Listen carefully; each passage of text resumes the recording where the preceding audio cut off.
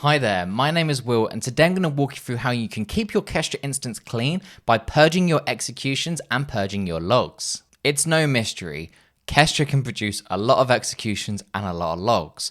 And while this can be useful, that now takes up valuable database space, especially if you've got lots of executions happening every day, you're still storing them from months and months ago where they're no longer relevant. We can clean this up using a system flow to be able to purge old executions and old logs based on a number of conditions to make sure we're only purging the things that we don't need. As you can see inside of my Kestra instance, I have over 100 executions over the last couple of weeks.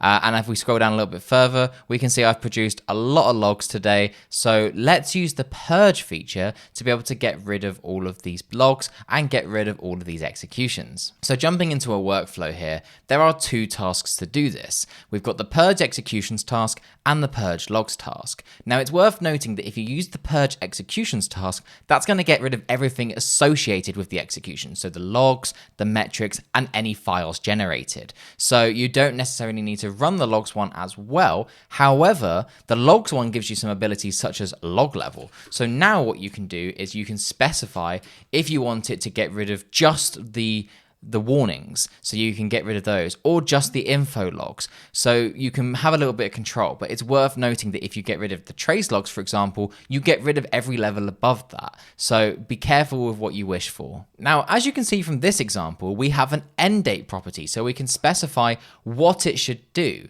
In this scenario, we're specifically saying with an expression, everything from the last month should be kept. Anything older than that should be purged. And we can specify this to be a little bit different as well by saying maybe just specifically a certain date, or we can maybe set this as an input. So when we press execute, it will give us a date picker to say, at what point do you want to purge from? Now, we're using this as a system flow that's going to run on a schedule. So the idea is that this will run every single day in the background, and it will just purge another day of executions and another day of logs. So it gives you lots of control over how you want to manage your Kestra instance, or you can choose to run this manually if that's what you would prefer. Now what I'm going to do is set this expression to be to yesterday. So I'm going to say for the last day, keep everything. Now what I'm going to do is set this to purge everything.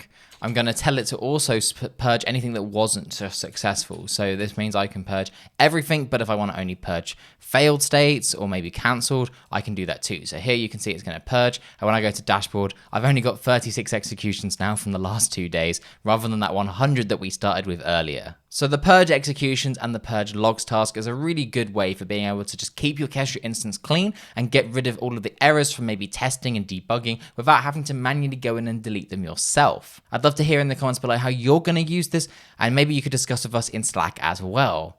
And don't forget, give us a star on GitHub as well if you like the project.